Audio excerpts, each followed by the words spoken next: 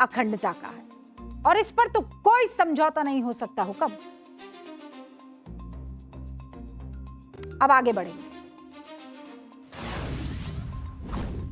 बात उस धागे की जिसने भारत की आजादी की नींव रखी थी और आज वही धागा 21वीं सदी के आत्मनिर्भर भारत का ताना बाना बुन रहा है। आज 7 अगस्त है, नेशनल हैंडलूम डे यानी राष्ट्रीय हथकरघा दिवस है। और इस वक्त जो साड़ी मैंने पहनी है इसे भागलपुरी सिल्क साड़ी कहते हैं। इस पर काम जो है वो कलमकारी का है। ये जो देख रहे हैं आप, और ये हाथों से पेंट की गई है। ये हमारी राष्ट्रीय धरोहर है और आज खास नेशनल हैंडलूम डे के मौके पर यानी राष्ट्रीय हथकरघा दिवस के मौके पर इस साड़ी को मैंने पहना है। सिल्क सिटी, भागलपुर का खूबसूरत सिल्क और उस पर कलमकारी का काम। 1905 में आज ही के दिन कोलकाता के टाउन हॉल से स्वदेशी आंदोलन का बिगुल बचा था। मकसद था विदेशी कपड़ों का बहिष्कार करना और स्वदेशी बुनकरों की ताकत बढ़ाना। लेकिन आजादी के बाद दशकों तक ये सिर्फ एक प्रतीक बनकर रह गया।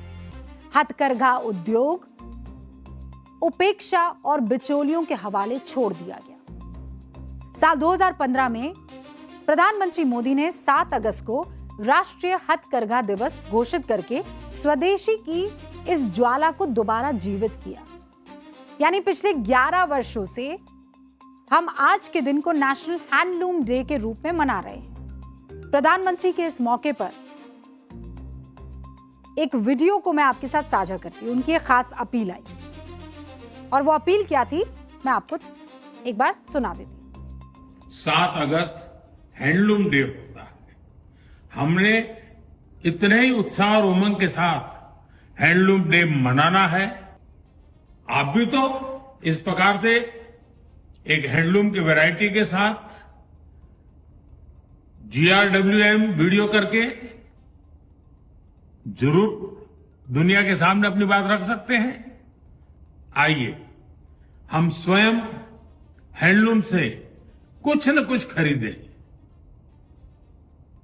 उसका एक वीडियो बनाएं और देश और दुनिया में उस वीडियो को प्रचारित करें ताकि हमारे बुनकर भाई बहनों के सामर्थ्य का परिचय दुनिया को भी हो। एक खास शब्द पर आपने ध्यान दिया, GRWM यानी गेट रेडी विथ मी। प्रधानमंत्री ने कहा कि आप वो वीडियो शेयर कीजिए और पूरी दुनिया के सामने अपनी बात रखिए। दरअसल GRWM जेन जी के बीच इस्तेमाल होने वाली खास लैंग्वेज, जिसका मतलब मैंने आपको बताया get ready with me. Instagram reels, YouTube के शॉर्ट्स धड़ल्ले से इस GRWM को लेकर इस्तेमाल होते हैं।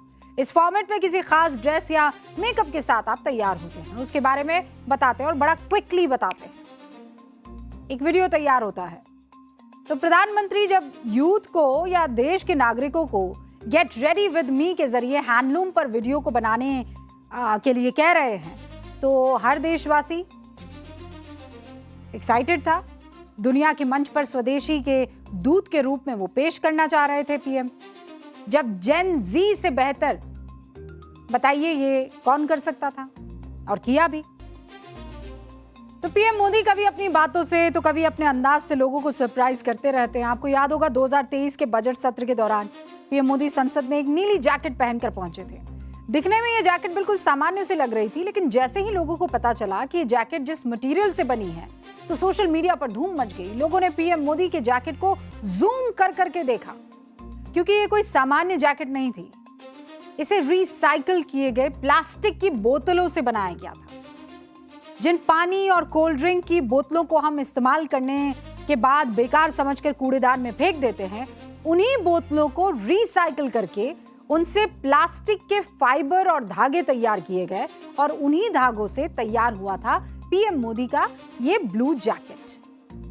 पीएम मोदी ने संसद में इस जैकेट को पहनकर सिर्फ एक फैशन स्टेटमेंट नहीं दिया था, बल्कि इसके साथ एक और स्टेटमेंट और बड़ा स्टेटमेंट सामने आया, खादी की बैलेंस शीट का स्टेटमेंट। जिस खादी को कभी सिर्फ परंपरा और सादगी का प्रतीक माना जाता था, वो अब फैशन इंडस्ट्री का टॉप ब्रांड बन गई। पीएम मोदी ने पिछले 11 सालों के दौरान किस तरह खादी और ग्रामोद्योग के बाजार को आसमान पर पहुंचा दिया है, उसके कुछ आंकड़े आपके सामने रखती हूं। 2013-14 में खादी कपड़ों की बिक्री कितनी थी आप जानते हैं?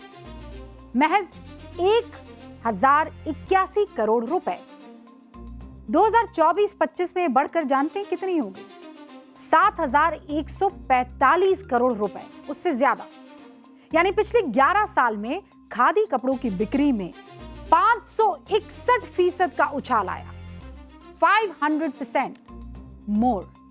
अगर खादी के साथ ग्रामोद्योग के पूरे बाजार को जोड़ लिया जाए तो 2013-14 में खादी और ग्रामोद्योग उत्पादों की बिक्री 31,000 करोड़ रुपए थी, जो 24-25 में बढ़कर 1,70,000 करोड़ रुपए पहुंच गई। यानी करीब 11 साल में खादी और ग्रामोद्योग के बाजार में 448% की बढ़ोतरी। और ये आंकड़े बताते हैं कि कभी आजादी की लड़ाई का प्रतीक रही खादी आज आत्मनिर्भर भारत की आर्थिक ताकत बन गई है। 7 अगस्त 1905 देश की आजादी के लिए स्वदेशी आंदोलन का प्रारंभ जब हुआ था, उस दौर का स्वदेशी आंदोलन ब्रिटिश हुकूमत के खिलाफ आर्थिक रणनीति था। आज का स्वदेशी 2.0 भारत की आर्थिक संप्रभुता की लड़ाई है, ताकि आयात पर भारत की निर्भरता कम हो सके। और सरकार ने 2 लेवल पर काम किया है। एक तो बिचौलियों का सफाया करके बुनकरों को सीधे सरकारी और वैश्विक खरीदारों से जोड़ दिया है। दूसरा, स्वदेशी को सांस्कृतिक राष्ट्रवाद यानी कल्चरल नेशनलिज्म का हिस्सा बना दिया है। आज की तारीख में आप ये नहीं कह सकते कि खादी और हैंडलूम केवल नेताओं का पहनावा है। इसे युवाओं के बीच फैशन स्टेटमेंट और प्राइड के रूप में रीब्रांड किया गया है। जब वैश्विक मंचों पर विदेशी राष्ट्रीय अध्यक्षों को भारतीय हस्तशिल्प और हथकरघा के प्रोडक्ट उपहार में भेंट किए जाते हैं, तब वो भारत की सॉफ्ट पावर का ही प्रतीक होता है। तो स्वदेशी सिर्फ एक कपड़ा या वस्तु खरीदना नहीं है, ये देश के आखिरी पायदान पर खड़े बुनकर और कारीगर के घर में चूल्हा जलाने का संकल्प भी है। जब हम मेक इन इंडिया और हैंडलूम को चुनते हैं, तो हम भारत के स्वाभिमान को चुनते हैं। और जब हम वोकल फॉर लोकल होते हैं, तो हम अपने ही भारत को बुलंद कर रहे होते हैं। और अब हमारा स्पेशल सेगमेंट सोचा है कभी। हमारे देश में एक ऐसा मंदिर भी है जो हर 12 साल पर आने वाली आपदा से आसपास के लोगों की रक्षा करता है।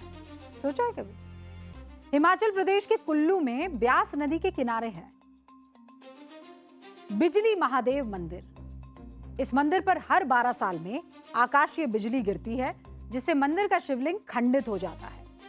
मान्यता है कि ऐसा करके भगवान शिव बिजली के प्रकोप को अपने ऊपर झेल लेते हैं और स्थानीय निवासियों की रक्षा करते हैं। और विज्ञान के नजरिए से इसे कंडक्टिव मेटल और इलेक्ट्रोस्टैटिक डिस्चार्ज का कुदरती उदाहरण माना जाता है। दरअसल बिजली महादेव मंदिर 7,874 फीट की ऊंचाई पर है, एक पहाड़ी की चोटी पर। आसपास कोई दूसरी ऊंची इमारत या बनावट नहीं है। ऐसे में आकाशीय बिजली को मंदिर के शीर्ष पर लगा त्रिशूल अपनी ओर खींचता है।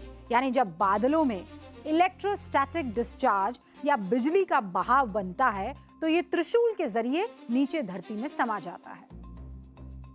लाखों वोल्ट के इस थर्मल शॉक से शिवलिंग खंडित जरूर हो जाता है, लेकिन मंदिर के पुजारी खंडित शिवलिंग के टुकड़ों को इकट्ठा करके उन्हें मक्खन और आटे के लेप से दोबारा जोड़ देते हैं, जो कि ठंडे प्रदेश में सॉलिड गोंद का काम करता है। एक सवाल और, क्या यह घटना वाकई हर 12 साल में होती है? जवाब मिला जुला है। कहा जाता है कि चक्र प्रकृति और मौसमी बदलाव के कारण करीब करीब इतने वक्त में ही लौटकर आता है। घंटी बज गई है, अब मुझे जाना है, इजाजत दीजिए। लेकिन कल फिर आपसे मुलाकात होगी 8:50 पर। कहाँ? न्यूज़ की पाठशाला में।